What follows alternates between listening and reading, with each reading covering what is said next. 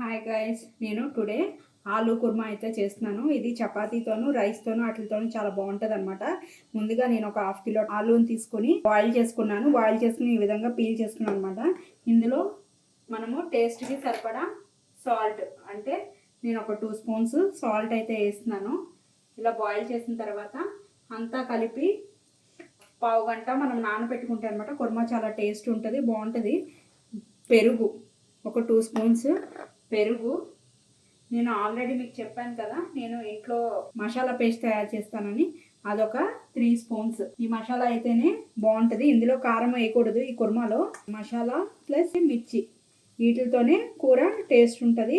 ఈ విధంగా మొత్తం పట్టించుకొని దీన్ని ఒక 10 to 15 మినిట్స్ నాననిద్దాము.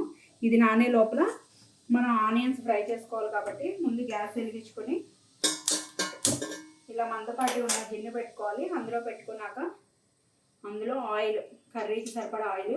ఈ కర్రీకి కొంచెం ఆయిల్ ఎక్కువే పడుతుంది. స్మాల్ కప్పు ఆయిల్ అయితే వేసాను.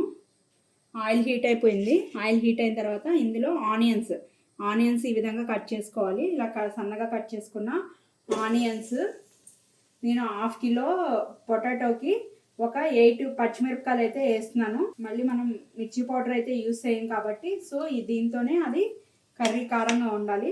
ఇది ఆనియన్ తొందరగా మగ్గాలి అంటే కనుక ఇందులో ఒక 1/2 స్పూను సాల్ట్ వేసుకోవాలి. ఎలాగో పడుతుంది కర్రీలో. అందులో మనం ఒక 2 స్పూన్స్ వేసాం కాబట్టి ఇందులో ఒక 1/2 స్పూను మిర్చి పౌడర్ వేసుకొని దీన్ని బాగా కలుపుకోవాలి. కలుపుకున్న తర్వాత ఇది కొంచెం ఫ్రై అవుతూ ఉంటున్నప్పుడు ఇందులో ములక్కాయలు, డ్రమ్ స్టిక్స్ కూడా చాలా బాగుంటాయి అన్నమాట. నేను ఒక ములక్కాయని చిన్నగా ముక్కలుగా కట్ చేసి అది కూడా వేసుకున్నాను. ఇవన్నిటిని నూనెలో బాగా ఫ్రై చేద్దాము. ఇది కొంచెం గ్రేవీగా ఉంటుంది. సో పూరీకి, చపాతీకి, వైట్ రైస్కి, బిర్యానీలో నంచుకోవడానికి, వెజిటేబుల్ బిర్యానీలో కూడా కుర్మాలాగా యూస్ చేసుకోవచ్చు, బాగుంటుంది. ఆనియన్ మగ్గుతుంది. మూత అయితే పెట్టుకుందాము. ఆనియన్ తొందరగా మగ్గిపోతుంది. మధ్య మధ్యలో మూత తీసి కదుపుకుంటూ ఉండాలి. ఉల్లిపాయ అడగంటకుండా ఇందులో ఒక 1/2 స్పూను పసుపు కూడా యాడ్ చేసుకోవాలి.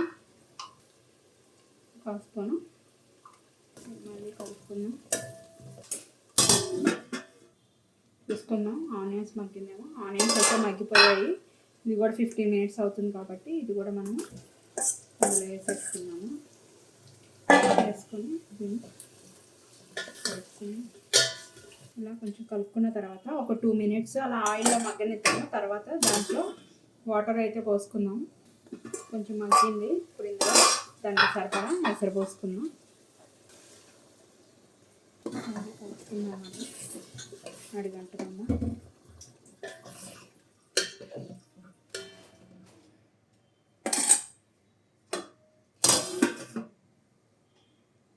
కర్రీ అయితే రెడీ అయిపోయింది.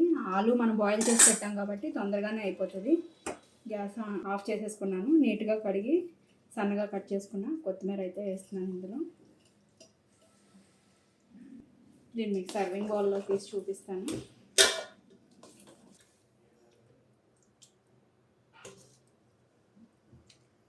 గుమగుమలాడే ఆలూ కుర్మా రెడీ. మీరు కూడా తయారు చేసి దీని టేస్ట్ ఎలా ఉందో నాకు కామెంట్ రూపంలో చెప్పండి. Thank you guys.